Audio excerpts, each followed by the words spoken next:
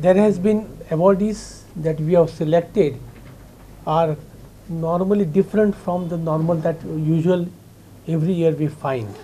Persons or groups of people who have shown their talent in fields so far unknown to many of us. Best sportsman is in windsurfing is Dayne Coelho.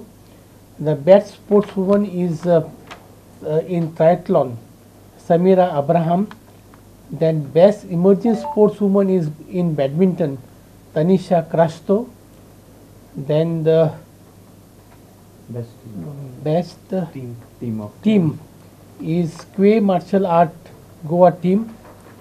Then best college for women is Government College-Quepem.